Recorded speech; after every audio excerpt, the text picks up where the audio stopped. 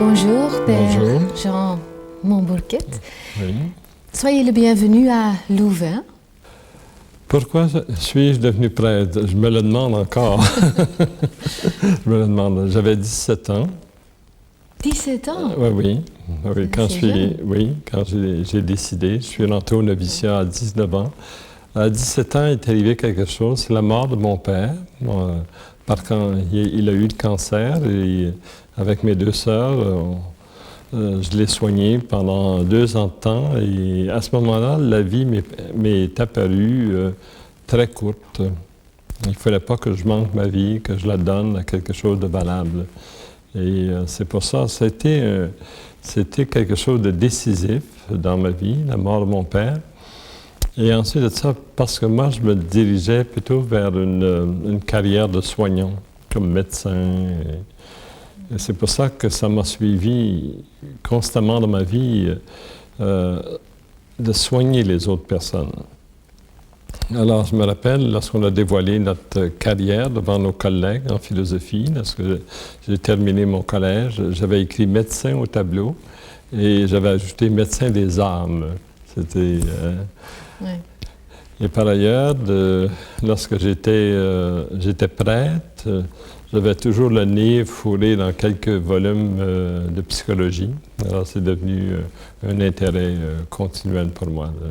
Alors, je me suis dit, il y a quelque chose qui ne va pas dans le pardon. Comment on pourrait arriver à pardonner d'une manière plus systématique dans notre vie? Est-ce que c'est possible? Oui, c'est possible. C'est pour ça que j'ai écrit le volume. Alors, c'est le pardon en 12 étapes.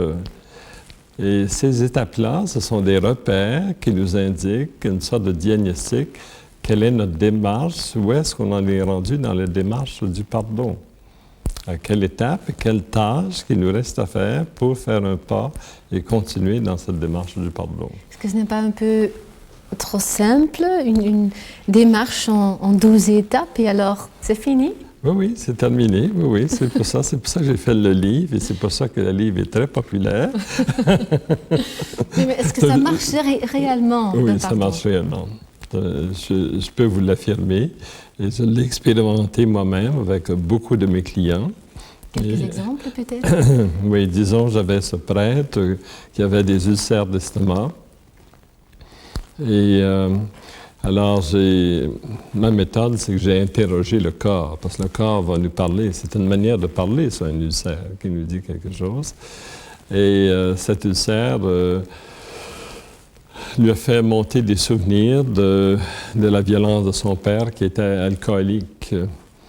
C'était un homme de 45 ans environ. Et on a tout repris l'histoire de la violence de son père dans la famille et de son alcoolisme. Là, il a pleuré, il était fâché, il a passé à travers une purgation d'émotions, qui sont les premières étapes de mon volume. Après un certain temps, il s'est pardonné à soi-même et on est arrivé à comprendre son père. Pourquoi il en était arrivé à l'alcoolisme et à la violence familiale.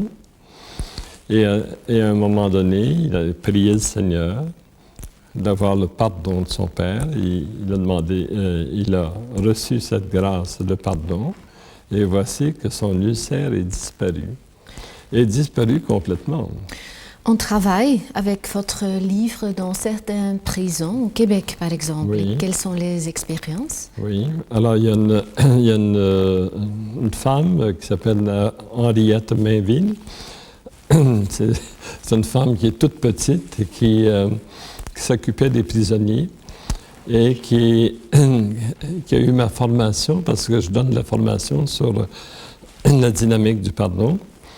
Elle est partie avec ses connaissances sur le pardon et elle a fait des groupes de pardon dans les prisons où elle aide les prisonniers tout d'abord à pardonner à ceux qui les ont blessés dans leur vie. Parce que souvent, un criminel, s'il a été criminel, c'est qu'il a été blessé auparavant. Parce que vous savez, moi, je crois dans la nature humaine est bonne. Et les enfants sont bons. C'est à cause des blessures qu'ils ont accumulées qui a fait qu'à leur tour, ils ont passé à des crimes. Alors, elle commence à les aider à pardonner à ceux qui leur ont fait mal, à se pardonner à soi-même et éventuellement demander pardon aux victimes. Et il y a des guérisons assez spectaculaires. J'ai rencontré de ces prisonniers. Elle me les a présentés lors d'une conférence et j'étais étonné de voir la paix qu'il y avait chez ces personnes-là.